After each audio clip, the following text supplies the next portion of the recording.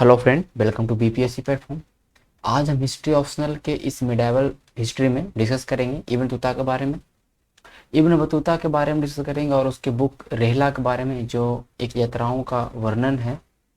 तो इसने जो भी यात्राएं की उनके बारे में थोड़ा सा समझेंगे हम लोग, लेकिन हम लोग इंडिया के कॉन्टेक्स्ट में पढ़ेंगे। मोहम्मद बिन तुगलक के दरबार में रहा, भारत को किस नज़र से देखा इसने, भारत के बारे में क्या क्या इसने दिया जानकारी, जो अपने रेहला बुक में इसने इब्न बतूता ने रखा, उस चीज़ को थोड़ा समझेंगे। 45 मिनट का लेक्चर होगा, जिसमें हम लोग बेसिकली इससे एक बार सवाल बीपीएससी ने पूछ चुका है कि ऐसे बताइए इब्न बतूता और रेहला के ऊपर ऐसे लिखने का मतलब एक तरह सवाल आ चुका है। तो थोड़ा सा हम इसके बारे में जानेंगे। ज़्यादा डाटा तो है नहीं इसके इस चीज़ में, लेकिन फिर भी चीज़ों को समझेंगे कि हम अगर आ जाए लिखने के लिए तो हम 200-250 वर्ड में किस तरह से लिख सकते हैं, अगर इसके बारे में जानकारी रहेगा तो इब्न बतूता और रेहला के बारे में जानेंगे कि इब्न बतूता जो एक मोरक्को का निवासी था और वो during the time of Mohammad bin Tughlaq ये उसके दरबार में आता है, तो उस चीज़ को समझेंगे आप। ठीक है, पहले आते हैं थोड़ा सा इब्न बतूता के बारे में, इसके बैकग्राउंड के बारे में जानेंगे। तो इब्न बतूता का जन्म 1304 में हुआ, इस बात को समझिएगा। 1304 में हुआ है, मोरक्को में हुआ जन्म, इस बात को समझिए। मोरक्को जो कि अफ्रीका में, आप अगर देखिएगा भूमध्य सागर के जस्ट नीचे आपको मोरक्को दिखाई पड़ेगा। ये मैप आप देख पा रहे होंगे, ये जो है ये मोरक्को है। ठीक है, ऊपर आप देख सकते हैं यहाँ पे स्पेन है, जिब्राल्टर, यहाँ पे जिब्राल्टर जलसंधि है। तो खैर मोरक्को में इसका जन्म हुआ था इब्न बतूता का 1304 में, और 1369 तक इसका टाइम पीरियड आप देख सकते हैं कि मतलब लगभग 65 ईयर तक इसका एक जीवन काल रहा। देखिए इब्न बतूता की अगर हम बात करेंगे तो जो इसका रेहला जो बुक है, रेहला जो बुक है बेसिकली जो बुक है कहीं ना कहीं जर्नी के बारे में, इसका जो भी घूमा यात्रा वृत्तांत के बारे में है, आपको देखने को मिलेगा। इससे पहले हमने अल बिरूनी को पढ़ा है बहुत ही अच्छे तरीके से कि अल बिरूनी ने किस तरह से वो इंडिया में आया और वो क्या क्या चीज़ें इंडिया के बारे में लिखा, क्योंकि कहीं ना कहीं अल बिरूनी एक मिडाइवल हिस्ट्री के टाइम पीरियड के देख लीजिए, अगर 1200 के आसपास के टाइम पीरियड को, तो वो बहुत ही अच्छे तरीके से अपनी बुक किताबुल हिंद में उसने दिखाया था। ठीक है, उसी तरह रेहला ने भी कहीं ना कहीं एक अपना छाप छोड़ा उस समय की, जो भी 1300 से 1300 जो भी मतलब ये 7 साल 8 साल दरबार में रहा, उस चीज़ को इसने बहुत ही अच्छे तरीके से उसने बताया। ओके, तो डिस्कस करेंगे। इसका फुल नेम आप देख सकते हैं, अबू अब्दुल्ला मोहम्मद इब्न बतूता। ठीक है, नाम अलग अलग मिलेगा, अब्बू सैयद फतेह अब्दुल्ला मिलेगा भी नाम, लेकिन नाम से कोई मतलब नहीं है, नाम पूछता भी नहीं है। लेकिन मैं यहाँ पे कुछ एक्स्ट्रा इन्फॉर्मेशन आपको बताऊंगा हमेशा, जो मैं हर चैप्टर में मतलब हर क्लास में बताता हूँ। तो इसमें मैं थोड़ा कुछ एक्स्ट्रा इन्फॉर्मेशन में बताऊंगा, बट बाकी जो काम की चीज़ें आप समझ पाइएगा खुद से कि क्या लिखना है क्या नहीं लिखना। ठीक है, तो बेसिकली रेहला के बारे में पूछता है कि रेहला से हम क्या, हमें भारतीय इतिहास के बारे में क्या क्या चीज़ें देखने को मिलता है, तो उस चीज़ को आप लिखिएगा जब भी पूछे तो। देखिए इसके बुक जो रेहला, इसका बुक का नाम है, ठीक है, उस बुक में इसका नाम देखिए कितना बड़ा नाम है, शम्स अल दीन अब्दुल्ला मोहम्मद इबन अब्दुल्ला इबन मोहम्मद इबन इब्राहिम इबन मोहम्मद इबन यूसुफ अल ललवाती अल तंजी इबन तुता। तो खैर ये बात अलग है, नाम से कोई मतलब है नहीं, लेकिन आपको ध्यान रखना है कि इसका नाम आपको देखने को मिलता है मोहम्मद इबन बतूता। समझ रहे बात को। ये है मोरक्को का निवासी, मैं आपको लिख दूं यहाँ पे, मोरक्को का निवासी है। ठीक है, जिसका जन्म मोरक्को में हुआ, अफ्रीका में है, मोरक्को में इसका जन्म हुआ है। और ये अगर हम बात करेंगे 1333 में मोहम्मद बिन तुगलक के दरबार में दिल्ली आता है, इस बात को समझेंगे। लेकिन हम उससे पहले थोड़ा सा समझे चीज़ों को कि ये हर एक, इसका एक शौक था घूमने का, मतलब दुनिया को एक्सप्लोर करने का। जिस तरह से आपने देखा मार्को पोलो का शौक था पूरा दुनिया को एक्सप्लोर करने का, उसी तरह इसका भी शौक है पूरे दुनिया को एक्सप्लोर करने का। और ये मार्को पोलो से भी ज़्यादा, ये 75,000 माइल्स का दूरी तय किया, जो कि मार्को पोलो से कहीं ज़्यादा इसने दूरी तय की। जो मार्को पोलो आपके बारे में आपने पढ़ा होगा, तो मार्को पोलो से ज़्यादा दूरी से तय किया, मोरक्को का निवासी है तो इसने बस चारों तरफ हर एक जगह को घुमाया। आप देख सकते हो पूरे बड़े मैप में, पूरे विश्व का मैप यहाँ पे आप देख सकते हो। इसने ऑलमोस्ट यूरोप को थोड़ा सा अगर छोड़ दें तो ऑलमोस्ट सारे एरिया को इसने कहीं ना कहीं घूमा। अफ्रीका में तो घूमा ही, अफ्रीका तो इसका एक तरह से जन्म स्थान है, तो अफ्रीका के हर एक जगह पे तो घुमा ही घुमा ही। आप फिर देख सकते हैं कि इसने अरेबियन पेनिसुला को घुमाइए, चीन गया, आप देख सकते हैं उधर मंगोलिया साइड भी इसने गया, अफगानिस्तान हो गया, आप देख सकते हैं ब्लैक सी, तो ऑलमोस्ट सारे एरिया में इसने कहीं ना कहीं घूमा। ठीक है, जिसमें नॉर्थ अफ्रीका हो जाएगा, हॉर्न ऑफ अफ्रीका हो जाएगा, वेस्ट अफ्रीका हो जाएगा। मैं आपको लिख दूँ थोड़ा सा कि इसने कहाँ कहाँ ट्रेवल किया। ठीक है, बेसिकली आपको अगर लिखना हो थोड़ा सा तो लिख सकते हैं इसके बारे में। North Africa, north Africa Africa का ऊपर वाला भाग हॉर्न ऑफ अफ्रीका। ठीक है, आप लोग कमेंट करके मुझे बताइएगा कि हॉर्न ऑफ अफ्रीका किसको बोलते हैं। मैंने आपको जो पढ़ाया है करंट अफेयर में कि हॉर्न ऑफ अफ्रीका किसको, कौन कौन से कंट्री को बोलते हैं। ठीक है, ये आप देख सकते हैं, इसे हॉर्न ऑफ अफ्रीका बोलते हैं। यहाँ पे कौन कौन से कंट्री है ये आपको कमेंट करके बताना है। ओके, वेस्ट अफ्रीका, तो अफ्रीका के तो हर एक चप्पे चप्पे छान मारा। ईस्टर्न यूरोप, यूरोप के ईस्टर्न भाग में घूमेगा। ठीक है, मिडिल ईस्ट, साउथ एशिया, इस एशिया के मिडिल ईस्ट में घूमा, साउथ एशिया में घूमा। ठीक है, साउथ ईस्ट एशिया में घूमता है ये, आप देख सकते हैं साउथ ईस्ट एशिया जो इधर वाला आपको जो एरिया देखने को मिल रहा है। ठीक है, श्रीलंका ये सब वाला एरिया जो देखने को मिल रहा है। चाइना, इट मीन्स कि ये मार्को पोलो को ही पीछे छोड़ दिया घूमने के मामले में, इट मीन्स कि यात्रा करने के मामले में। और इब्न तुता एक बहुत बड़ा आप देख सकते इतिहासकार भी है, एक बहुत बड़ा जोग्राफर भी है। इट मीन्स किसी भूगोल का ज्ञान इसके पास है। ठीक है, तो ये तो हुआ। चलिए अब थोड़ा सा देखेंगे कि इंडिया में, इंडिया के बारे में ये क्या लिखता है, इंडिया में सब क्या क्या चीज़ें रहते हैं उसके बारे में हम लोग समझेंगे। ठीक है, तो मैंने थोड़ा सा बैकग्राउंड देखा, ज़्यादा महत्वपूर्ण नहीं था। Ibn Battuta accounts of India, India में जब उसने यात्रा किया, मोहम्मद बिन तुगलक के दरबार में रहा, तो उसने अपने रेहला बुक में क्या मेंशन किया उस चीज को समझेंगे। इस मतलब कि रेहला में मेंशन किया हुआ चीज के बारे में हम लोग पढ़ेंगे। ठीक है, रेहला अपनी बुक किताब में क्या मेंशन किया। देखिए बेसिकली रेहला ऐसा नहीं था कि जब घूम रहा था तब वो लिख रहा था, ये जब लास्ट समय में, इसके जीवन के लास्ट समय में जब ये वापस मोरक्को लौटता घूमते फिरते, तो वहां के सुल्तान के द्वारा इस ऑर्डर दिया था है कि तुम अपने जो भी तुमने घूमा है, चारों तरफ हर एक जगह घूमा, इतने बड़े चीज को घूमा, उसको तुम हिस्ट्री उसको लिखो। तो इसका एक इवन अब मैं आपको बताऊंगा आगे कि उसने इसकी बुक को लिखा, दोनों इसने सब कुछ बताया और उस चीज को उसने कहने का मतलब कि नोट डाउन किया। ठीक है, चलिए अब क्या किया तो पहले देखेंगे, बेसिकली हम देखेंगे कि 1333 या 34 आप देखिए। ठीक है, आता है मोहम्मद बिन तुगलक के दरबार में। ठीक है, अफगानिस्तान के माउंटेन को पार करते हुए, ठीक है, हर एक एरिया को पार करते हुए दिल्ली सल्तनत में पहुंचता है 1313 33 34 कहने का मतलब कि मोहम्मद बिन तुगलक के दरबार में। ठीक है, अब देखिए मोहम्मद बिन तुगलक के दरबार में आता है तो पहला बार तो इसको भाई घूमने का शौक था, इसको हर एक जगह इसको, क्योंकि बहुत ही एट द एज ऑफ 21 1304 में जन्म होता है, 1325 में ये मदीना के लिए निकल जाता है, मदीना घूमता है, फिर चारों तरफ आप देख सकते हैं। तो मैं इंडिया की बात कर रहा हूँ, इंडिया में 1333-34 में आता है मोहम्मद बिन तुगलक, और यहाँ पर आता है और यहाँ पे खोजता है कि हमको भाई कोई काम मिले, सीक फॉर एम्प्लॉयमेंट। यहाँ पे अब यहाँ पे रहेगा तो कुछ काम तो मिले तब तो पहले घूमेगा इंडिया जाने का। यहाँ पे एम्प्लॉयमेंट के लिए सोचता है कि मुझे मिल जाए। तो देखिए ये सुना हुआ जाता है कि मोहम्मद बिन तुगलक को अगर कोई बाहर से कोई विदेशी यात्री आ रहा है और कोई मोहम्मद बिन तुगलक को कोई गिफ्ट उपहार दे रहा है, तो मोहम्मद बिन तुगलक उसके उल्टा उससे ज्यादा गिफ्ट उपहार देता है। ठीक है, तो ये बनता है बहुत दिमाग लगाया भैया, इसने वहां से बहुत सारे गुलामों को लेके आया था, बहुत सारे घोड़े को लेके आया था, मतलब बहुत सारे वस्तुएं लेके आया था। इट मीन्स कि एम्प्लॉयमेंट के चक्कर में इसने गिफ्ट किया।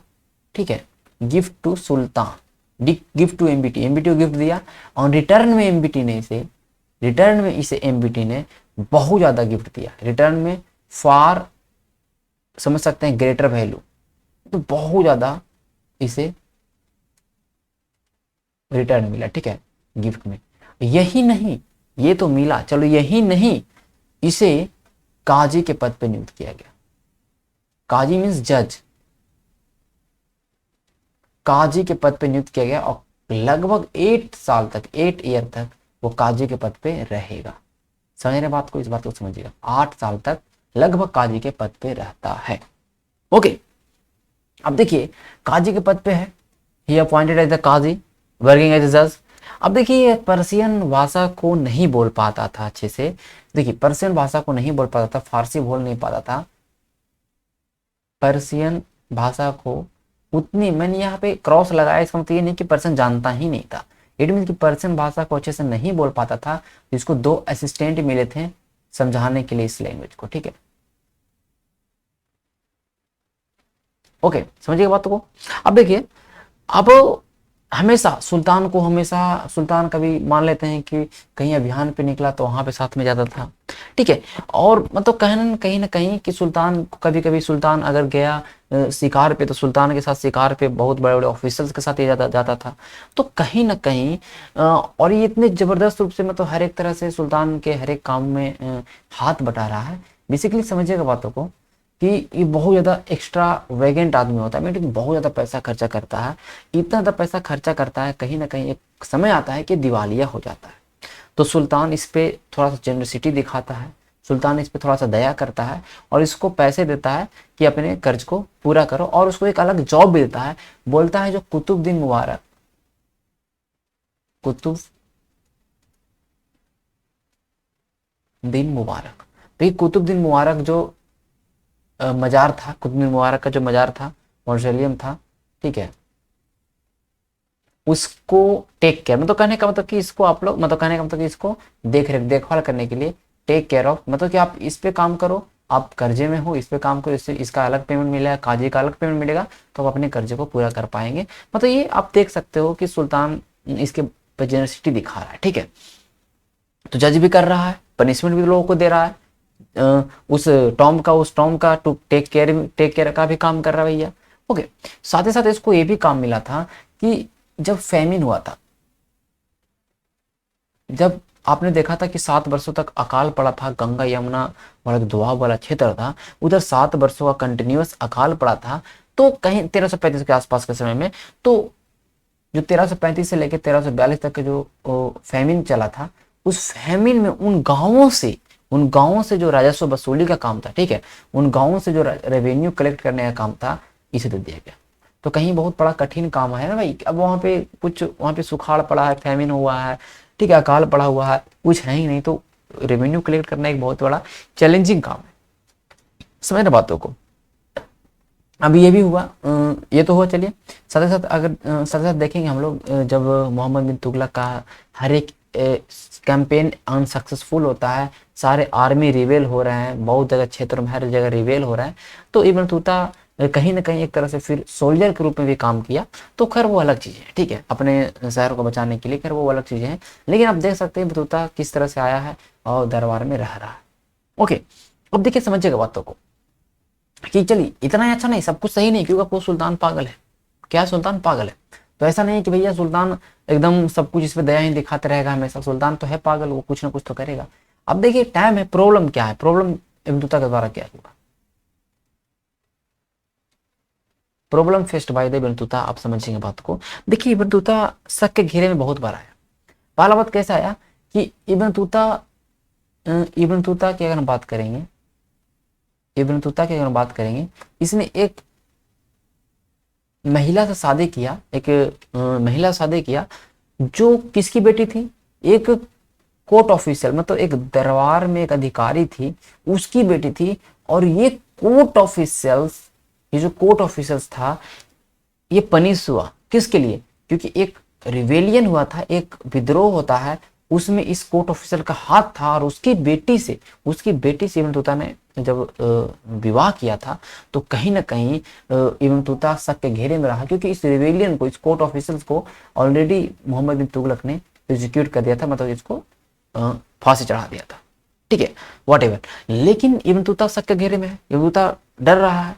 और ये तो हुआ, इब्न बतूता का हाथ करने का कि मन में डर बना रहा है कि भैया कभी ना कभी तो हमको सुल्तान हमें भी लपेट ना ले। ओके, क्योंकि सुल्तान पागल है। अब इब्न बतूता का एक फ्रेंड है, ये तो मैंने बताया, इसका एक दोस्त है, वो है भैया, समझिएगा, सूफी संत। एक सूफी संत है, इब्न बतूता का बहुत अच्छा फ्रेंड है। अब ये देखिए, सूफी संत को सुल्तान है, देखिए सूफी संत, उसमें सूफी संत का बहुत बड़ा रोल रहा। ठीक है, तो सूफी संत जो था वो सुल्तान से उसके संबंध अच्छे नहीं थे। ठीक है, सुल्तान से उसके संबंध अच्छे नहीं थे, सुल्तान के आदेशों को पालन नहीं करता था। तो अब इसके साथ जब इसका दोस्त है, इस सूफी संत को अरेस्ट किया गया, ठीक है, अरेस्ट किया गया। इवन इसके इवन इब्न बतूता को भी अरेस्ट किया गया, लेकिन बाद में फिर इब्न बतूता को छोड़ दिया था, इस बात को समझिएगा। ठीक है, बाद में इब्न बतूता को छोड़, लेकिन फिर भी इब्न बतूता के मन में डर बना है कि कहीं कहीं सुल्तान हमें भी ना कहने का मतलब कि मार दे। सर बात को, तो ये कंडीशन से रहता है, समझ बात को, ये कंडीशन रहता है, इस बात को समझिएगा। अभी हम आगे देखेंगे। एक बार सुल्तान ने इसको कारागार में भी डाला है, ठीक है, एक बार सुल्तान ने इसको जेल में भी डाला है, ठीक है। तो सुल्तान का मन है, सुल्तान जिस तरह से करेगा। अब देखिए, मोहम्मद बिन तुगलक की एक पुत्री है, उससे विवाह भी करेगा इब्न बतूता का। इब्न बतूता ने बहुत सारे विवाह किए, ठीक है, इब्न बतूता ने बहुत सारे विवाह किए, मैं अभी आगे बताऊंगा। इब्न बतूता, ठीक है, एमबीटी की पुत्री से विवाह इब्न बतूता का हुआ, तो इब्न बतूता एक तरह से मोहम्मद बिन तुगलक का दामाद भी हुआ, ठीक है। यहां तक की चीजें समझ पा रहे हो। अब देखिए, ये दिल्ली से भागने का कहीं ना कहीं एक योजना बनाता है, या दिल्ली से भागने का कहीं ना कहीं दिमाग लगाता है, ठीक है, एस्केप फ्रॉम दिल्ली।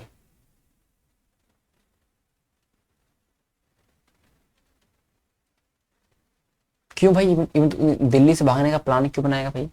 देखिए, इसको पता था कि भैया हम तो जज हैं, चलो ठीक है, कोई दिक्कत नहीं, लेकिन सुल्तान टायरेनिकल से, सुल्तान बहुत क्रूर है। सुल्तान को इसने रख भी पासो बोला कि सुल्तान तो इस तरह से है, कहीं ना कहीं मूड मूड होगा इसका, गड़बड़ी होगा, हमें भी लपेट लिया जाएगा।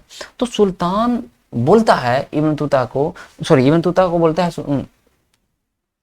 इब्न बतूता सुल्तान को बोलता है कि मुझे फिर से मक्का जाना है, ठीक है, मुझे फिर से मक्का जाना है, मुझे घूमना है, ठीक है। तो वो तो बात अलग है, लेकिन सुल्तान इसको देखिए क्या करता है कि देखिए 1341 एडी में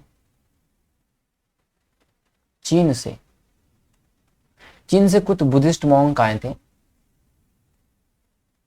ठीक है। बुद्धिस्ट मॉन्क मतलब ये नहीं समझे कि शिष्टमंडल समझ ले, ठीक है। 1341 एडी में दिल्ली चीन से हिमाचल प्रदेश के बौद्ध मठ, हिमाचल प्रदेश में जो बौद्ध मठ थे, हिमाचल प्रदेश में जो बौद्ध मठ थे, उन बौद्ध मठों को देखने के लिए, उन बौद्ध मठों को देखने के लिए चाइना से शिष्टमंडल आया था, मतलब ग्रुप आया था। उस समय मंगोल शासक ने भेजा था कि जाओ बौद्ध मठ को देखो, क्या वहां पे है बौद्ध धर्म के लिए। तो जो आया था और साथ साथ बहुत सारे गिफ्ट भी लेके आया था। तो सुल्तान ने कहा कि भैया तुम यहाँ से आए हो, तो इसने भी 1341 में अगर हम बात करेंगे, इसने इब्न बतूता को साथ में भेजा कि जाओ तुम गिफ्ट मेरे तरफ से लेके जाओ और वहां के सुल्तान को देना मेरे तरफ से। तो इब्न बतूता को साथ में, इब्न बतूता को साथ में उन चाइना के जो भी आए थे, जो एक तरह से शिष्टमंडल, उनके साथ इब्न बतूता को भेजा गया, ठीक है। और साथ ही साथ ध्यान रखिएगा, विथ 1000 सोल्जर चाइना। तब तो ये बहुत अच्छा इसके लिए हो गया भैया कि चलो अब चाइना चले जाएंगे तो यहाँ तो बच गए, सुल्तान से कम तो बच गए। तो ये हुआ, ठीक है। ये 15 बुद्धिस्ट मॉन्क आए थे, 15 शिष्टमंडल आए थे, उनके साथ फिर वापस इनको भेजा गया इब्न बतूता को, ठीक है, गया। अब देखिए, रास्ते में उसमें जाना, उसमें ट्रेवल करना खतरे से खाली तो था नहीं, हमेशा अटैक किया जाता था। तो स्टार्टिंग जैसे ही और दिल्ली से आउटसाइड आगे निकलता है तो 4000 हिंदू विद्रोही, रेबल्स मतलब कि जो हिंदू जो विद्रोही बन चुके थे, उसने अटैक किया ऑन इब्न बतूता, ठीक है, इब्न बतूता पे अटैक किया। ओके बात, ठीक है, इब्न बतूता अटैक किया, लेकिन ध्यान दीजिएगा कैसे कैसे, मतलब ये 4000 हिंदू थे, इतना ज्यादा संख्या में भी थे, लेकिन फिर भी, ठीक है, फिर भी मतलब इब्न बतूता ने इसको कहीं ना कहीं इसको डिफीट किया, क्योंकि साथ में 1000 सोल्जर में, ठीक है, डिफीटेड, मतलब कहने का मतलब कि इन हिंदुओं को डिफीट किया गया। यहाँ तक कोई दिक्कत नहीं है। आगे बढ़ा तो फिर तुरंत जाके आगे, थोड़ा सा आगे ही बढ़ता है, ठीक है, 40 हिंदुओं के द्वारा इससे मतलब लूट लिया गया, पूरे तरफ से रौब कर दिया गया सब कुछ, केवल एक्सेप्ट हिज क्लॉथ, वो अपने क्लॉथ को छोड़ के सब कुछ इसका लूट लिया गया। देखिए, ये ऐसा नहीं, ये डाटा किसी और इतिहासकार ने लिखा, ये खुद बताया है कहानी, और इसके कहानी को खुद लिखा गया है। तो ये जो भी डाटा दिया है इसके द्वारा ही बनाया है, इस बात को समझिएगा। और एट ए टाइम तो लिखा नहीं है, बाद में सब लिखा है। तो 40 बोला गया कि 40 हिंदू ने मुझे फिर से लूटा, ठीक है, मेरे सारे पूरे क्लॉथ को ले लिया, ठीक है, इवन मुझे एक गुफा में रखा रात भर, फिर मुझे मारने का प्लान बनाया, लेकिन फिर एनी हाउ मैंने कैसे भी मैंने उसको मनाया, उन हिंदुओं को मनाया। फिर उसके बाद मेरे पास जो भी कपड़ा था मैंने बोला कपड़ा भी मैं दे दूंगा, मुझे वापस जाने दो। तो मुझे केवल एक ट्रोजर पर छोड़ा गया और मैं इधर से इधर पूरा गाँव भटकता रहा। फिर कैसे कैसे मुझे एक वहाँ पे मुस्लिम ने मुझे हेल्प किया, फिर वहाँ से मैं आगे अपने मिशन चाइना मिशन के लिए आगे निकला। ठीक है, तो ये बताया गया सही बात को। चलिए, तो ये हुआ। अब देखिए, तो एनी हाउ कैसे कैसे करके फिर ये चाइना की तरफ जाता है, चाइना की तरफ जाता है, इस बात को समझिएगा। बीच में और भी बहुत सारे प्रॉब्लम होंगे बीच में, जैसे कालीकट की, क्योंकि जो चाइना जाता है इसका एक इसका ये क्या है, इधर मालाबार इधर होते होते इधर इधर देख सकते हैं, इधर इधर वाला एरिया इंडोनेशिया होते होते इधर चाइना जाएगा। चाइना डायरेक्ट उधर स्थल मार्ग से नहीं जाएगा, चाइना ये जल मार्ग से जाएगा, इस बात समझें, जल मार्ग से होते हुए ये चाइना जाएगा। तो ये सारे प्रॉब्लम इसको फेस करने पड़े, और इस बात को समझिएगा। और बेसिकली कहीं ना कहीं फिर ये चाइना बीच में ऐसा होता है कि केवल ये अकेले बचता है, आप समझिएगा, सब कुछ एवरीथिंग, मतलब सब कुछ छीन ले आता है। एक बार बीच में कहने का मतलब ये होता है कि जहाज जो है वो टकरा जाता है किसी बड़े पत्थर से, तो वो जहाज टूट जाता है, मतलब जो भी उसमें नाव था वो टूट जाता है, उसमें पानी चला तो बहुत सारे लोग मर जाते हैं, अकेले बचता है। तो ये सोचता है कि भैया हम अब तो कैसे जा पाएंगे। लेकिन एनी हाउ इसको लगता है कि अगर सुल्तान को पता चलेगा कि भैया जो हमारा चाइना जाने का जो ट्रिप था वो फेल हुआ, तो मुझे तो ऐसे सुल्तान छोड़ने वाला है नहीं। तो कैसे उसको लगता है कि कहाँ जाएं, उसको लगता है कि दिल्ली हम लौट जाएं, लेकिन बोला अगर दिल्ली लौटेंगे तो फिर हम सुल्तान हमें मार देगा। तो कहीं ना कहीं फिर ये दिमाग लगाता है कि चलो हम सुल्तान के पास नहीं जाएंगे, हम कुछ अलग और भी मुस्लिम जो सुल्तान है छोटे छोटे एरिया में दक्षिण भारत में, उनसे हम जाके उनसे फेवर लेंगे, उनके पास ज्वाइन कर लेंगे और उन्हीं के पास रहेंगे। तो इब्न बतूता ऐसा करता है, बट एक एक्चुअली एक ज्वाइन करता है, एक सुल्तान होता है दक्षिण भारत का, लेकिन वहाँ पे बहुत ज़्यादा बैटल होते रहता है, और उस बैटल में उस सुल्तान की हार होते थे। वो भागता है कि नहीं भाई, तो यहाँ पे ये कंडीशन है, यहाँ पे खुद मरा हुआ जाएंगे। ठीक है, तो कालीकट की मैं बात कर रहा हूँ, केरल की बात कर रहा हूँ, मालाबार की बात कर रहा हूँ। फिर उसके बाद वहाँ से कहता है नहीं हम जाएंगे, चाइना जाएंगे। फिर उसके बाद वो चाइना जाता है, ठीक है, मालदीव होते हुए, श्रीलंका होते हुए, ठीक है, और वो जाके चाइना पहुँचता है। ठीक है, ये तो हुआ बात अलग। चलिए, ये मतलब बहुत ज़्यादा बड़ा चीज़ है नहीं, क्योंकि मैंने इसका पूरा एक तरह से आपको इतिहास बताया। अब हम बताएंगे कि Rihla is a source of Indian history. अब मैं रेहला की बात करता हूँ, इसको मैं बेसिक चीज़ें बता रहा था, इसके बारे में बता रहा था। रेहला सोर्स, रेहला क्या जानकारी देता है हमें भारतीय इतिहास के बारे में, उसको देखेंगे थोड़ा सा शॉर्ट में, ज़्यादा डिटेल में तो जाएंगे नहीं, क्योंकि यार डिटेल में जाने से कोई फायदा है नहीं। ठीक है, इस बात को समझिए, क्योंकि सवाल एक बार मात्र ओनली पूछा है, इस बात को समझिएगा। बाकी कभी रिपीटेशन इस सवाल का नहीं हुआ है, तो इस सवाल पर ज़्यादा ध्यान देना नहीं। बाकी बाकी जो चीज़ें बता दूंगा दैट इज सफिशियंट, इस बात को समझिएगा। ठीक है, तो रेहला जो प्राइमरी सोर्स है, सबसे पहला मुख्य स्रोत क्या होगा, मोहम्मद बिन तुगलक के बारे में जानकारी मिलेगा। मोहम्मद बिन तुगलक के बारे में जो सामाजिक और जो राजनीतिक अवस्था हैं उनके बारे में दिखाई पड़ेगा, क्योंकि उसके बारे में उससे अलावा कुछ लिखा ही नहीं है। ठीक है, ऐसा तो नहीं कि फिरोज शाह तुगलक के बारे में मिलेगा, नहीं, तो मोहम्मद बिन तुगलक के बारे में ही जानकारी मिलेगा हमें इब्न बतूता के रेहला से। ठीक है, इस बात को समझिएगा। ठीक है, तो चलिए अब हम बताते हैं आपको, पहले तो हम लोग देख लेते हैं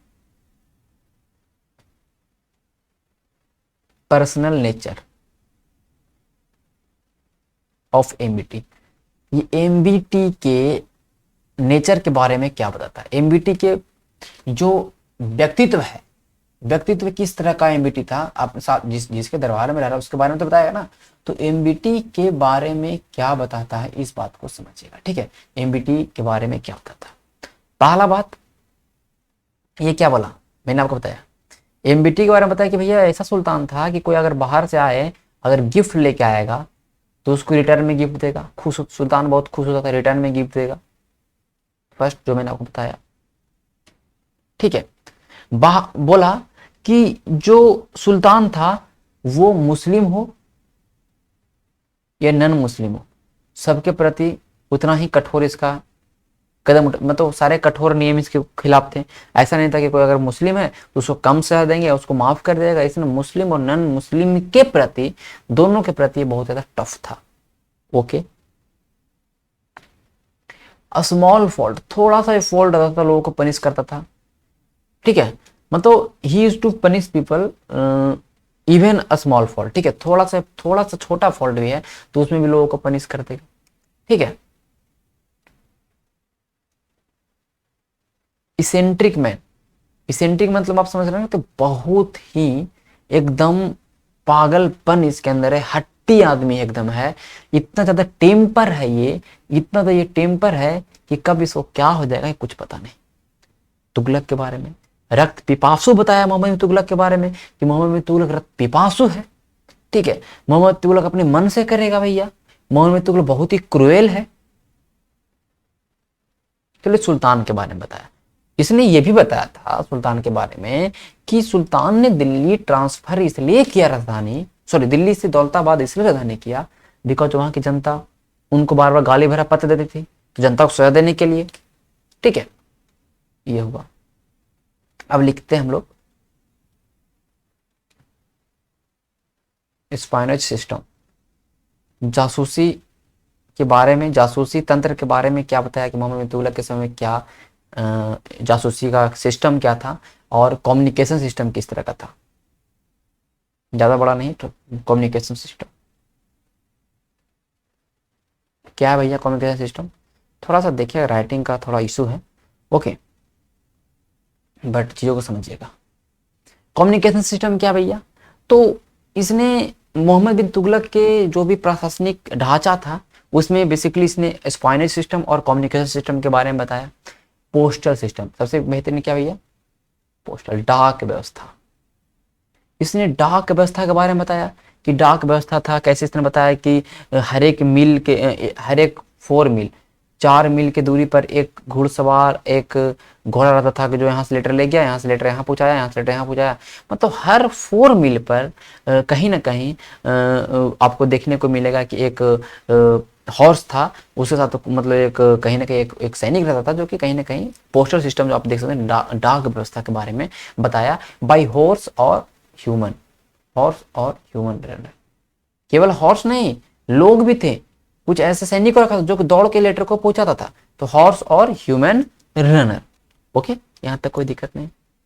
चलिए, इवन इवन ऐसा आदमी था ये कि जो देखिए मर्चेंट जो कारवा व्यापारी थे, मर्चेंट व्यापारी जो उस समय जो घूमते रहते थे यहाँ से यहाँ सामान का अपना सामान लेके घूमते थे, बेचते थे व्यापारी लोग, तो व्यापारियों को भी पोस्टल सिस्टम में शामिल कर लिया। बोला कि तुम जा रहे हो यहाँ पे सामान बेचने, ये लेटर यहाँ पहुँचा देना। मतलब ये कंडीशन चल रहा था पोस्टल सिस्टम का। आप देख सकते हैं कि घोड़े के साथ लोगों के द्वारा ट्रेड रूट पे जितने भी मर्चेंट हैं उनको दे दिया जा रहा है कि भाई तुम जा रहे हो मुल्तान जा रहे हो, सिंध जा रहे हो, तो ये लेटर यहाँ पे लेते जाना। इस तरह से कंडीशन चल रहा था। ठीक है, तो ऑल ट्रेड रूट में, हर एक ट्रेड रूट्स में गेस्ट हाउस थे, ऐसा नहीं है। ट्रेड रूट्स में कम्युनिकेशन सिस्टम के मामले हर ट्रेड रूट्स में आपको देखने को मिलेगा इंस और गेस्ट हाउस। ठीक है, सराय बने हुए थे हर जगह, लोग रोकने ठहरने के लिए, लोगों को रुकने के लिए। ठीक है, ये समय। ठीक है, इसको बात समझ रहे हैं। तो कहीं ना कहीं इब्न तूता इसके पोस्टल सिस्टम से बहुत ज़्यादा कहीं ना कहीं वो बहुत ही अचंभित होता है। पॉलिसीज के बारे में अब देखते हैं। पॉलिसीज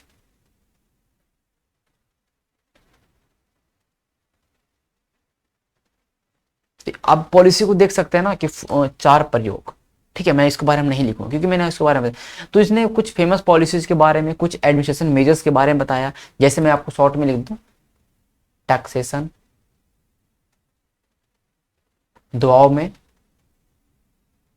ठीक है, कैपिटल ट्रांसफर, मैंने आपको बताया है कैपिटल ट्रांसफर फ्रॉम दिल्ली, ठीक है, to Daulatabad.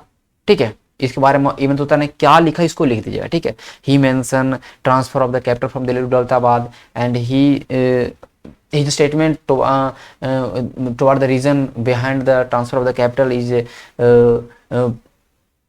Delhi people used to abusing letter to sultan. ठीक है, तो कहने का मतलब सुल्तान को हमेशा गाली भरा पत्र देते थे, तो सुल्तान गुस्सा में ट्रांसफर कर दिया। ये रीजन देता है इब्न तूता कि ऐसा कारण था। ठीक है, बाकी हालांकि अलग अलग कारण था, मैंने बताया था हर एक अलग अलग लोगों का। ठीक है, फिर किस तरह से इसने सुरक्षा राहत दिया सुखाड़ के समय। दोआ वाला क्षेत्र में जब इसको पता चला कि नहीं सुखाड़ वाला क्षेत्र में, दोआ वाला क्षेत्र से इसलिए विद्रोह हो रहा है क्योंकि वहां पे सुखाड़ हुआ था, वहां पे कहीं ना कहीं अकाल आया था, तो उसको राहत देता है, उसको बीज के लिए पैसा देता है, तकावी ऋण देता है। तो आपने देखा।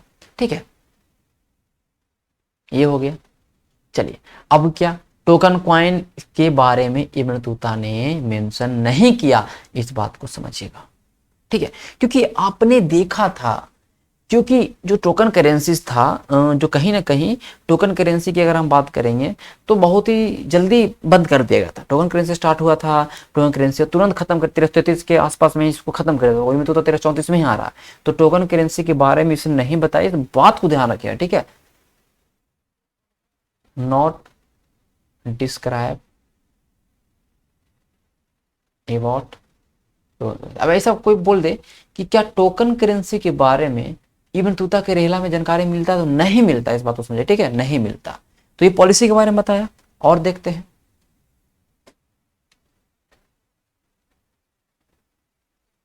सोशल एंड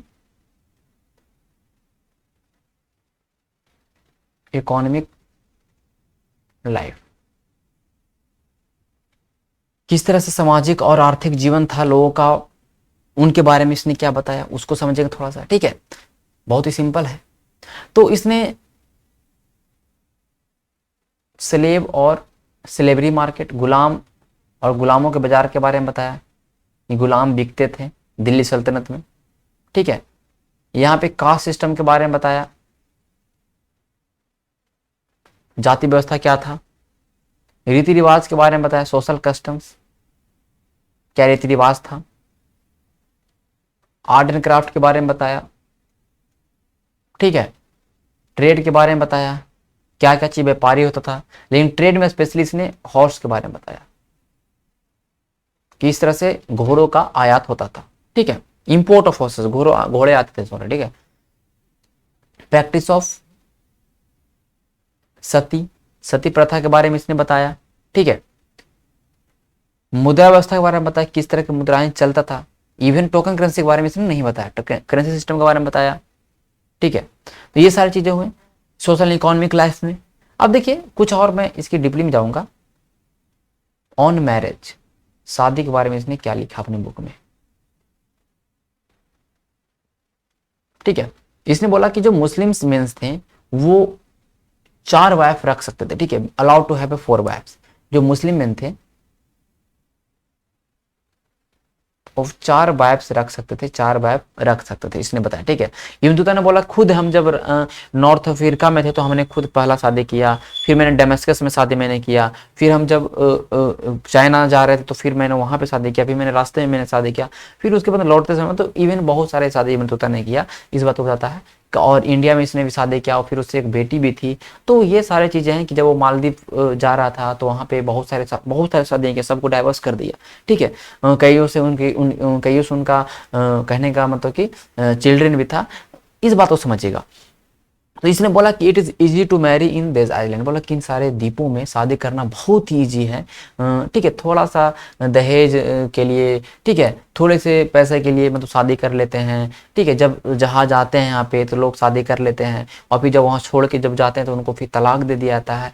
मतलब ये सारे टेम्पोररी, इस तरह का टेम्पोररी मैरिज आपको देखने को मिलता है उन आइलैंड ऑफ मालदीव के बारे में बता रहा है, ठीक है, मालदीव के बारे के में बता रहा है, ठीक है। और इसे पता है कि वो मालदीव की जितनी महिलाएं हैं वो कभी भी अपने शहर को नहीं छोड़ती हैं, अपने आइलैंड को नहीं छोड़ती है, इवन शादी कर लेती है, बाद में तलाक हो जाता है, that is another things, okay, इस बात को समझिएगा, ठीक है। चलिए, ये तो मैरिज के बारे में बोला। अब देखते हैं पॉलीगैमिक सोसाइटी के बारे में बताया, मालदीव का स्पेशल विवरण दिया इसने, मालदीव का स्पेशल विवरण दिया। अब जब भी आपको लिखना होगा तो पूरा इसके बारे में 10 लाइन मत लिखिएगा, बस सबको पॉइंट वाइज लिखिएगा, ठीक है। ऑन इंच, इंच मीन्स की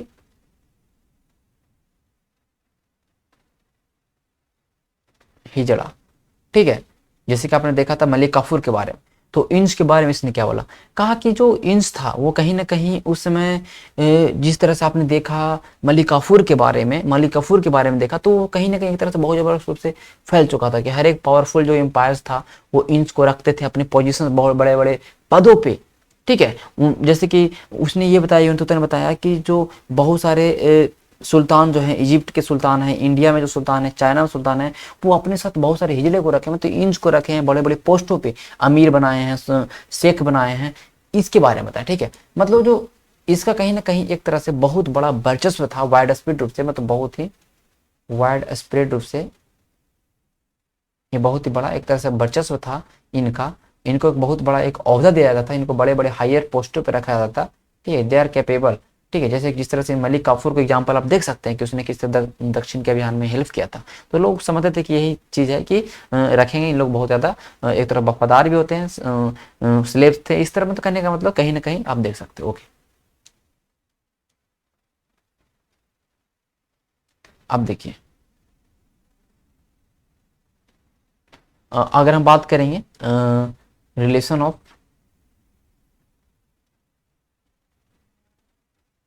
हिंदू एंड मुस्लिम, हिंदू और मुस्लिम का भारत में क्या संबंध था उसके बारे में इसने क्या बोला।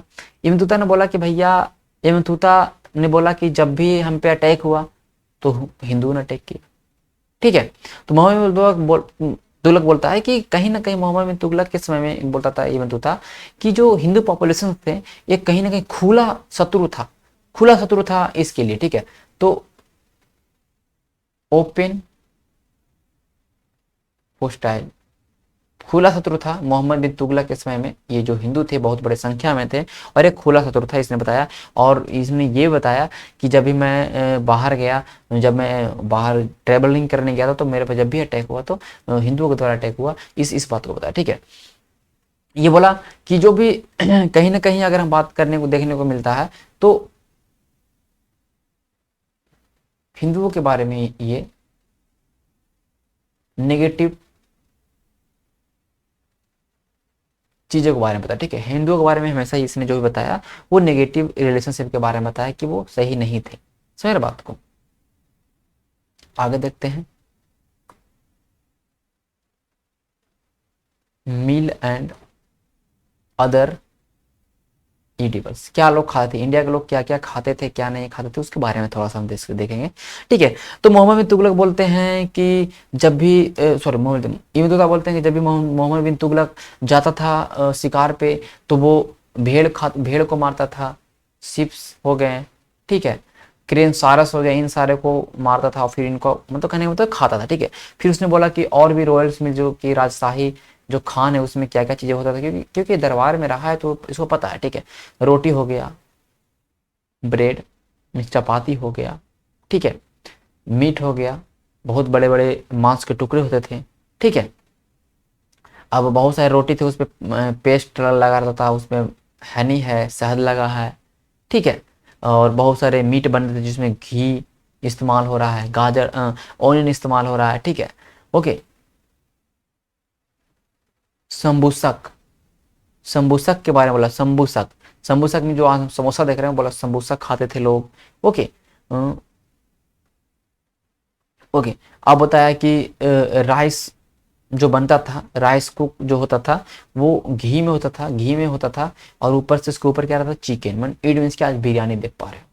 तो इस तरह से इसने हर एक चीज के बारे में मतलब जो भी चीजें थे कि स्वीट्स हमेशा मिलते थे, मतलब रॉयल्स मिल्स में लोग क्या क्या खाते थे, ठीक है। उसने बहुत सारे फलों के बारे में बताया कि मैंगो था, अचार बहुत ज्यादा इस्तेमाल होता था, ठीक है। जैक फ्रूट जो सबसे अच्छा फ्रूट माना था इंडिया में, इसके बारे में बताया, ठीक है। स्वीट्स ऑरेंज के बारे में बताया, गेहूं के बारे में बताया, चिकपीस के बारे में बताया, मतलब तो मिल्स के बारे में इसने डिस्क्राइब जो किया वो बहुत ही वैरायटी ऑफ मिल्स के बारे में डिस्क्राइब किया, वैरायटी ऑफ क्रॉप्स के बारे में डिस्क्राइब किया, इस बात को समझिएगा, ठीक है।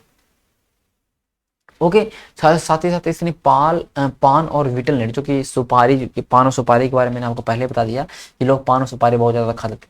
तो पान और सुपारी के बारे में बताया, जो पान और सुपारी था वो दिल्ली से कहीं ना कहीं सप्लाई होता था, ठीक है। जो चंदेरी वाला जो क्षेत्र है वहाँ सप्लाई होता था, फिर उसके बाद हर एक लोग पान और सुपारी खाते थे। ओके, तो इसके बारे में इन्होंने बताया।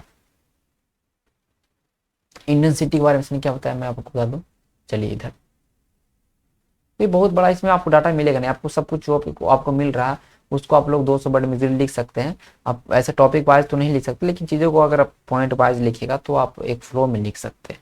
बाकी कोई बड़ा चीज़ है नहीं, इतना रेहला कोई बहुत फेमस बुक है नहीं और उतना ज़्यादा इतिहास के लिए महत्वपूर्ण है, लेकिन फिर भी एक और एग्जाम में जब पूछा चुका है तो मैं आपको इसको बारे में आपको बता देता, ठीक है। अब देखिए भारतीय शहरों के बारे में बोला कि जो भारतीय शहर थे यहाँ बहुत ज़्यादा अपॉर्चुनिटीज़ हैं, अपॉर्चुनिटीज हैं, ठीक है, बहुत ज़्यादा यहाँ रिसोर्सेज हैं, स्किल्स हैं। मतलब तो अगर आप भारतीय शहर में आप आ रहे हैं तो यहाँ पे बहुत सारे आपको नौकरी मिल सकता है, बहुत सारे आपको रिसोर्सेज मिल जाएंगे, यहाँ पे बहुत सारे आपको स्किल्स सीखने को मिलेगा। जो बोला कि जो सब कॉन्टिनेंट है यहाँ बहुत सारे स्किल्स है, बहुत सारे अपॉर्चुनिटीज है। ठीक है, बोला कि बहुत ज़्यादा डेंसली पॉपुलेटेड है, बहुत ही घनी आबादी है। ठीक है, बहुत ही घनी आबादी है। इवन घनी आबादी नहीं होगा क्योंकि दिल्ली में क्षेत्र में रहा तो वहाँ पे घनी आबादी था।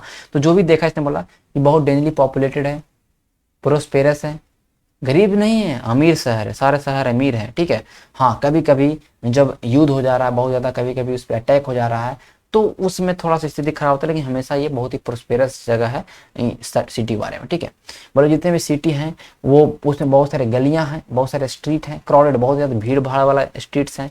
ठीक है, बहुत ही ब्राइट एंड कलरफुल मार्केट, मेले लगते हैं, बाजार लगते हैं, बाजार बहुत ही रंग बिरंगे बाजार देखने को मिलने लगते हैं, सब तरह की चीज़ें बिक रहा था। अब देखते हो अभी भी अगर गांव साइड जाइएगा तो सारे बाजार में देखें तो हर रंग बिरंगा देखने को लगता है। तो वो बताया कि बहुत सारे वैराइटीज ऑफ गुड्स मिलते थे, ब्राइट एंड कलरफुल मार्केट्स थे, क्राउडेड सिटीज थे। ठीक है, बोला कि जो दिल्ली है भैया, दौलताबाद है,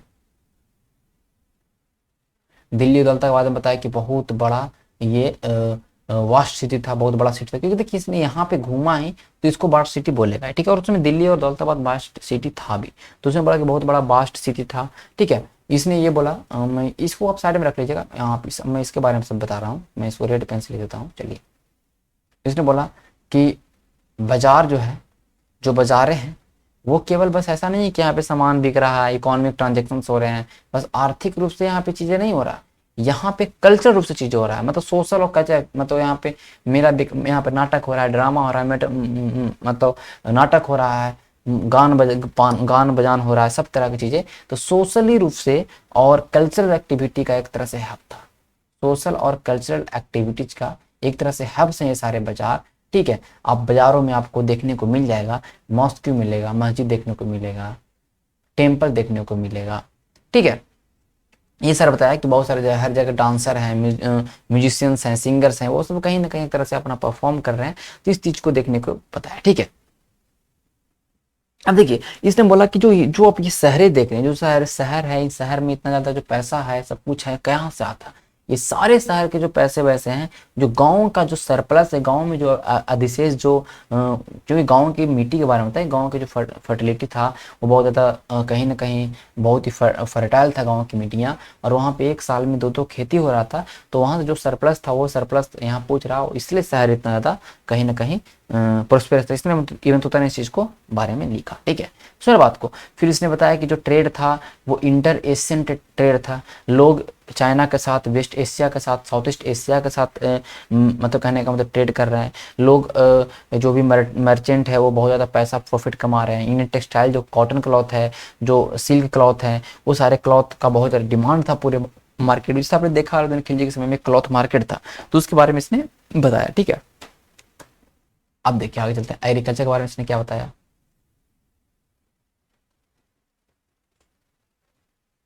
एग्रीकल्चर के बारे में बताया कि दो तरह के बहुत ही फर्टाइल लैंड थे, और रबी और खरीफ फसल होते थे, रबी और खरीफ फसल होते थे।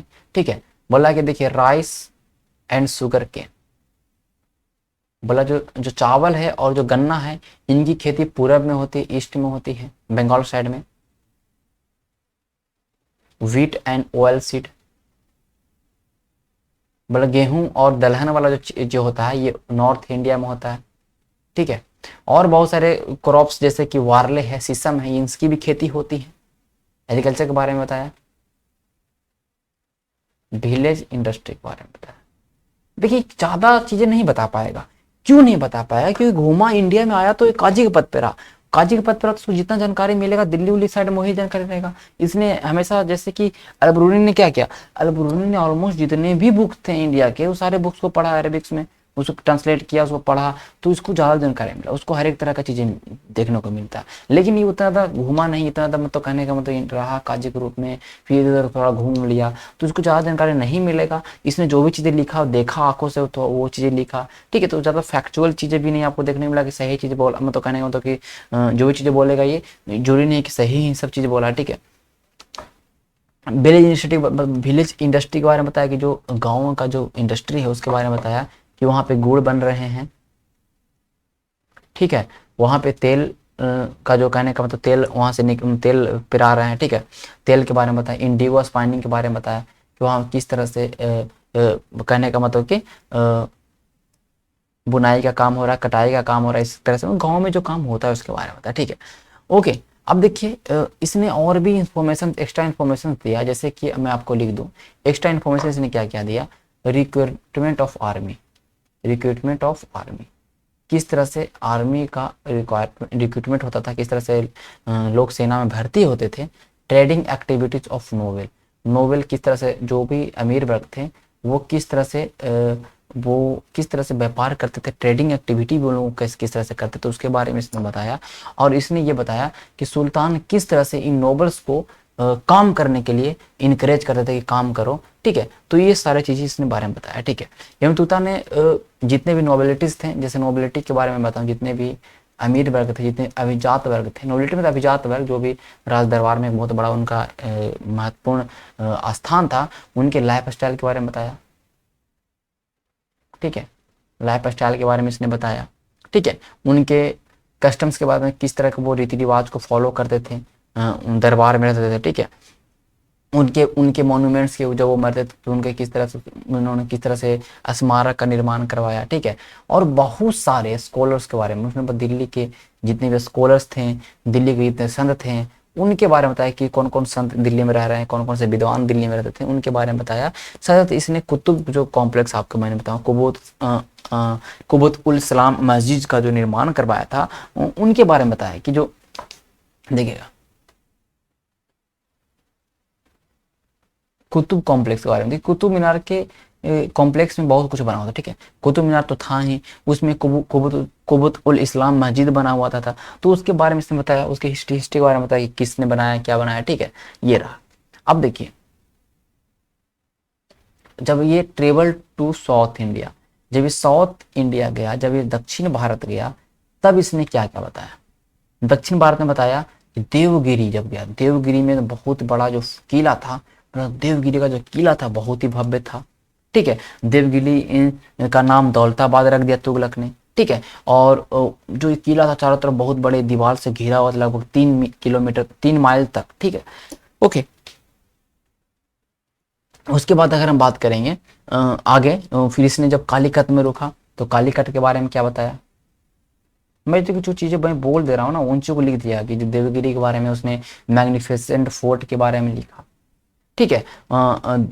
तुगलक ने जो नाम था देवगिरी का दौलताबाद रखा उसके बारे में आपको लिखना है। फिर कालीकट गया तो कालीकट में जब वो जाता है, कालीकट में रहता है, तो साउथ इंडियन पीपल, जो साउथ इंडियन है पीपल्स हैं, उनके वे ऑफ लिविंग के बारे में बताता है, किस तरह से वो लोग रहते थे, क्या खाते थे, ठीक है। तो साउथ इंडियन पीपल्स के बारे में, उनके वे ऑफ लिविंग के बारे में बताया, ठीक है।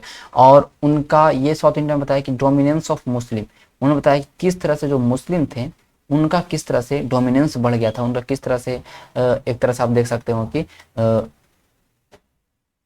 ठीक है, किस तरह से मुस्लिम लोग तो डोमिनेंट हो चुके थे साउथ इंडिया में ट्रेड को लेकर, ठीक। इंटरनेशनल ट्रेड, जो भी इंटरनेशनल ट्रेड है, हमें चाइना के साथ ट्रेड करना, सिंगापुर के साथ ट्रेड करना, मालदीव के साथ ट्रेड करना, श्रीलंका के साथ, तो उन ट्रेड में उन मुस्लिमों, जो साउथ इंडिया में जो मुस्लिम रहते हैं उनका क्या वर्चस्व था उनके बारे में इसने बताया, ठीक है। तो कहीं ने बताया कि जो लाल सागर है, अरब सागर है, या हिंद महासागर है, या चाइना सीज है, उन सारे मेरीटाइम एक्टिविटी पे जो वर्चस्व था वो किसका था, मुस्लिम का था। कंप्लीटली मुस्लिम डोमिनेटेड थे in the maritime activity of Red Sea, Arabian Sea, Indian Sea and the Chinese water, ठीक है। इस बात को समझिएगा, ठीक है। तो कहीं ना कहीं इसने इस चीज के बारे में इसने बताया, ठीक है। इसने यही बताया कि जो ट्रेवलिंग था बहुत ही इनसिक्योर था इब्न बतूता के समय, लोग लूट लेते थे, बीच में बहुत सारे डाकू मिलते थे, बहुत सारे लोग लूट लेते थे, तो इस तरह से इसने इस चीज के बारे में इसने बताया, ठीक है। अब देखिए अगर हम बात करेंगे तो सबसे बड़ी चीज इसने अगर हम देखेंगे तो इब्न बतूता ने स्लेवरी के रूप में क्या बोला, ठीक है। इब्न बतूता ने स्लेवरी के ऊपर में क्या बोला, इब्न बतूता ने किस तरह से गुलाम के बारे में क्या बताया, इसको समझेंगे। तो बोला कि जो कहीं ना कहीं अगर हम बात करेंगे स्लेव मार्केट और स्लेवरी मार्केट के बारे में, तो इब्न बतूता ने बोला कि जो स्लेव्स थे उसमें मेल्स और फीमेल दोनों रहते थे, मेल एंड फीमेल,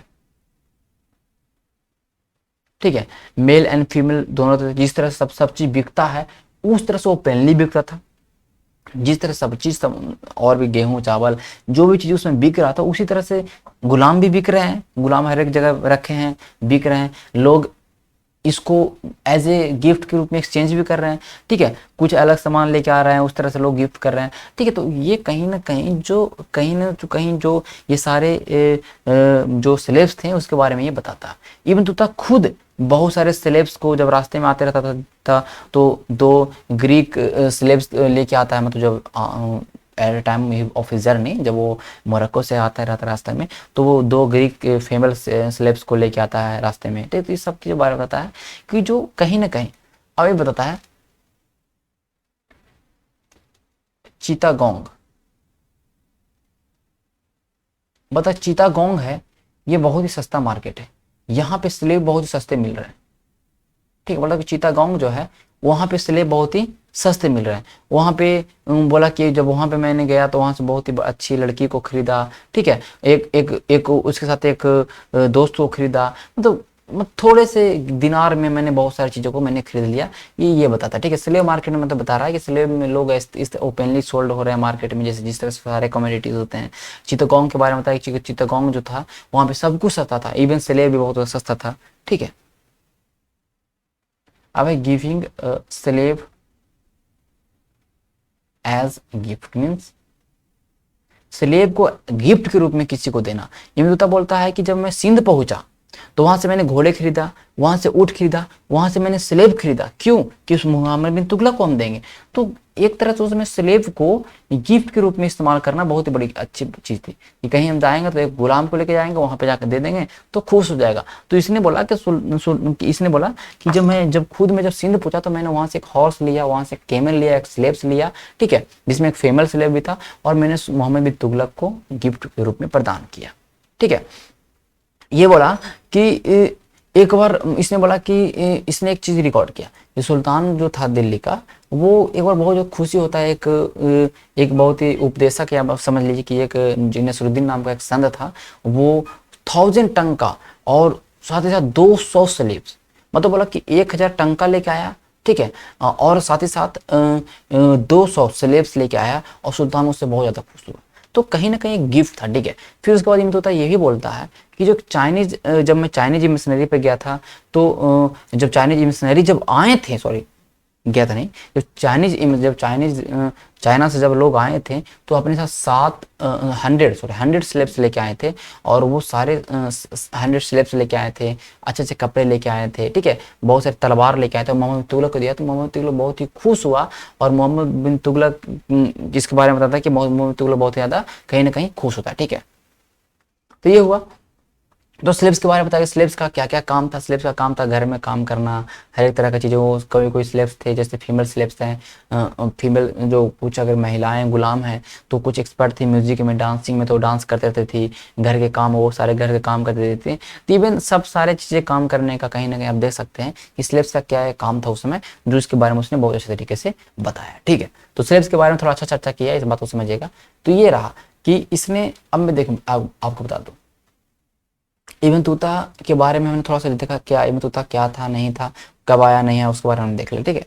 फिर हमने देखा कि इब्न तूता का किस तरह से वो चाहता था कि हम भाग जाएं यहाँ से, दिल्ली से भाग जाए, नहीं तो हमें सुल्तान कहीं मार देख सकता है, ठीक है। इब्न तूता ने फिर उसने बताया कि अपने रेहला के बारे में क्या, रेहला से हमें सुल्तान के बारे में जानकारी मिलता है, सुल्तान की डाक व्यवस्था, सुल्तान की जासूसी व्यवस्था भी जानकारी मिलता है, सुल्तान के पॉलिसीज के बारे में जानकारी मिलती है, सुल्तान फिर हमें दिल्ली के आसपास के क्षेत्रों में या दिल्ली सल्तनत के सामाजिक और आर्थिक जीवन के बारे में जानकारी मिलता है। फिर वहाँ पे हमें शादी के बारे में जानकारी मिलता है, वहाँ पे हमें relations of Hindu and Muslim के बारे में जानकारी मिलता है, एग्रीकल्चर के बारे में जानकारी मिलता है, विलेज इंडस्ट्री के बारे में जानकारी मिलता है, ठीक है, किस तरह के रॉयल्स मिल्स थे, लोग क्या खाते थे रात दरबार में, उसके बारे में जानकारी मिलता है, इंडियन सिटीज के बारे में जानकारी मिलता है हमें, बाजारों के बारे में जानकारी मिलता है हमें, ठीक है, आर्मी का रिक्रूटमेंट के बारे में जानकारी मिलता है हमें, ट्रेडिंग ऑफ नोबल्स किस तरह से ट्रेडिंग करते थे, नोबिलिटीज का क्या लाइफ स्टाइल था, उनका क्या कस्टम्स था राज दरबार में, ठीक है, बहुत सारे स्मारकों के बारे में जानकारी मिलता है, बहुत सारे स्कॉलर सेंट्स के बारे में जानकारी मिलता है, ठीक है। फिर हम साउथ इंडिया देवगिरी के बारे में बताता है, कालीकट के बारे में बताता है, ठीक है। तो कहीं ना कहीं इस तरह से आप देख सकते हैं कि मोहम्मद कि इब्न बतूता का रेहला में हमें बहुत सारी जानकारी मिलता है जो हमें इतिहास जानने में कहीं ना कहीं देखने को मिलता है। लेकिन क्रिटिसिज्म देख लीजिए, आलोचना, रेहला सही है नहीं, मतलब थोड़ा सा आप देखिए कि जब 1354 में रिटर्न होता है मोरक्को, तो वहां पे जो मोरक्को का शासक है वो इब्न बतूता को बोलता है कि तुमने जो भी घूमा उसका इतिहास तैयार करो, उसको लिखो। इसलिए इब्न जुजई, ठीक है, इब्न जुजई ये सारे जो रेहला बुक है ये लिखता है। इब्न बतूता इस सारे चीजें इसको बताता है इब्न जुजई को, और रेहला बुक में सारी चीजें मेंशन करता है। मतलब इब्न बतूता जो बताया उसका ड्राफ्ट बनाया, फिर उसको जितने 29 ईयर, जो 29 साल इसने ट्रेवलिंग किया, 29 ईयर ऑफ ट्रेवलिंग जो किया, उसकी जानकारी है। ठीक है, समझ बात को। तो आप ये समझ लीजिए कि इब्न बतूता का जो रेहला बुक है ये totally depend on memories, rely on memories, ठीक है। And manuscript produce by the, जो भी पहले के जो ट्रेवलर्स थे उन्होंने जो कुछ कुछ चीजें लिखा था उससे इब्न बतूता को जो जानकारी मिला वो बताया। तो इब्न बतूता ने जो भी चीजें लिखा वो सारे स्मृति ग्रंथ है। इब्न बतूता के जो बुक्स में रेहला में लिखा हुआ है वो डायरेक्टली वहां पे चीजें, मैं तो कहने का मतलब कि वहां पे जो घटनाएं वहां उस समय नहीं लिखा, बाद में लिखा। तो स्कॉलर्स बहुत सारे बोलते हैं कि इब्न बतूता ने हर एक जगह पे नहीं घूमा और उन क्षेत्रों के बारे में इसने बताया जहां जहां नहीं घूमा। जैसे कि आप देख सकते हैं चित्तगोंग के बारे में इसने बताया, ठीक है। चित्तगोंग, अगर हम बात करें चित्तगोंग जो एरिया है वो आपको मतलब ईस्ट तरफ है, तो उधर गया ही नहीं। तो जहां जहां ये नहीं गया वहां की चीजों के बारे में बता दिया। और इवन ये जहां भी घूमा ये मुस्लिम एरिया में घूमा, मुस्लिम वर्ल्ड में घूमा। और साथ साथ अगर हम बात करेंगे तो ये इब्न बतूता है जो आम जनता का भाषा था वहां पर, उन भाषा में ये बात नहीं कर पाता था, ठीक है। फॉरेनर था, उस भाषा में बोल नहीं पाता था, तो इसने जो भी इंफॉर्मेशन लिए वो कॉमन पीपल से लिया नहीं। इन्होंने जो भी इंफॉर्मेशन लिया, जो सुना होना वो लिख दिया अपने मन में जो आया, ठीक है। तो बहुत सारे क्रोनोलॉजिकल एरर्स इसके अकाउंट में आपको देखने को मिलेंगे, बहुत सारे डेट आपको गलत मिलेंगे, कभी डेट अलग आगे पीछे है, तो क्रोनोलॉजिकल एरर्स हो गए। मैं आपको लिख दूं क्रोनोलॉजिकल एरर, एकदम मतलब ये समझ लीजिए कि जो भी चीजें लिखा है वो एकदम क्रोनोलॉजी में नहीं है, स्टार्टिंग मतलब शुरू से लेकर लास्ट तक नहीं है, ठीक है। और बहुत सारे इसके जो फैक्ट्स हैं उसमें बहुत सारे मिक्सअप किए गए हैं, कुछ उल्टा पुल्टा चीजें लिख दिया गया, ठीक है। फैक्ट्स में बहुत कुछ मिक्स किया गया है, तो उससे पता चल रहा है कि भाई क्रेडिबिलिटी आपको देखने को नहीं मिलेगा कि नहीं सही चीज नहीं है, ठीक है। तो rely on memories, totally rely on memory, जो भी इसने इसको याद रहा, बूढ़ा हो गया था, उसके ऊपर उसने जो बताया वो इब्न जुजई ने लिखा, ठीक है।